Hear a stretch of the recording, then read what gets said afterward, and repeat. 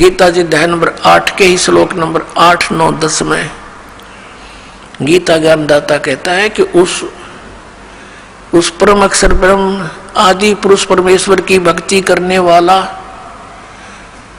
उसी को प्राप्त होता है।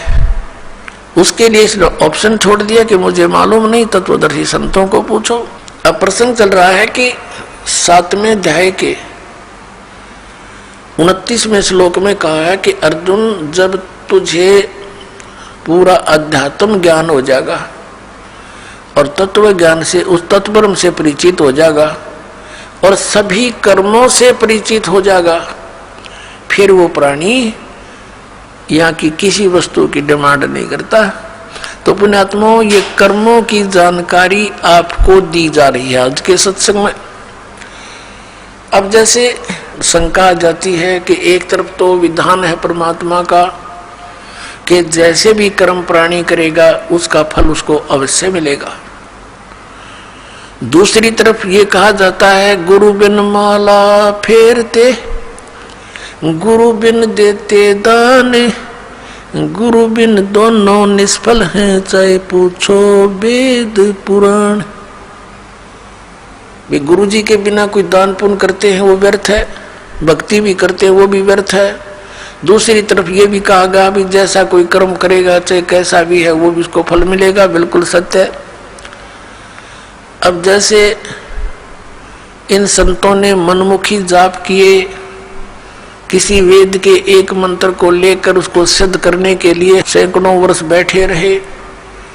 अब परमात्मा की निमित्त किसी मंत्र को लेकर वेद के मंत्र का जाप रह रहकर करने से उसके अंदर सिद्धियां आ जाती हैं। सिंगल ओम नाम का जाप करने से भी सिद्धियां आ जाती हैं, क्योंकि कोई जड़ी है उसको एक अकेली जड़ी के खाने से कुछ अन्य लाभ है और उस जड़ी को अन्य जड़ियों के साथ मिलाकर प्रयोग करने से वो कुछ और ही एक्स्ट्रा लाभ देता है। तो ऐसे इन मंत्रों को जानना आप, और फिर इनकी विधि के अंतर होता है। जैसे एक भक्त इसी बात से चला गया यहाँ से छोड़ करके, पहले तो आपने 7 मंत्रों के प्रथम मंत्र में भी वही मंत्र दे रखे हैं, सतनाम दिया, उसी को उल्ट सुलट करके ये दे दिया, ये क्या मंत्र हुए। तो ये अज्ञानी व्यक्ति जब तक ज्ञान समझ में नहीं आता वो नाम भी लेकर भी अपना जीवन व्यर्थ कर जाते हैं। तो पहले तो ये सोचना चाहिए कि जो ज्ञान दास दे रहा है वे वेदों में प्रमाणित है। फिर दूसरा, इस दास को पता है कि अकेला कौन से मंत्र से क्या लाभ होगा, उसको जोड़ देने से उसका क्या बेनिफिट होगा।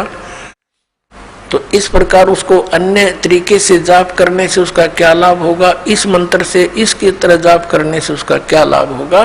तो ये डॉक्टर ही बता सकता है उस यूज ऑफ द मेडिसिन और उसके बेनिफिट। तो आप मरीज होकर के डॉक्टर के उसमें जो ट्रीटमेंट में ऑब्जेक्शन करते हैं तो वो कर्महीन इंसान होते हैं। अपने आत्मा दूसरी कारण ये बन गया कि ये भोली आत्मा पहले दूध के जले हुए हैं, नकली संतों से नकली नाम जाप कर कर के ये थक चुके हैं। अब इनको ये भी हो जाता है कि कहीं यहाँ भी हम ऐसे ही डलेट होते रहें।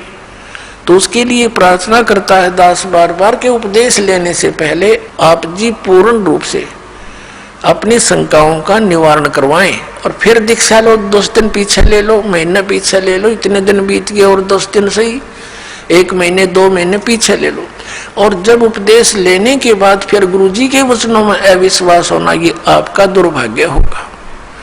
इस दास के एक भी वचन पर आपको किसी भी प्रकार का अविश्वास नहीं होना चाहिए, ये ब्लाइंड फेथ करना पड़ेगा। और आप जी ने ब्लाइंड फेथ किया क्योंकि उन नकलियों के पास किया, उन्होंने आपकी भावना का, आपकी श्रद्धा का, आपके डिवोशन का दुरुपयोग किया।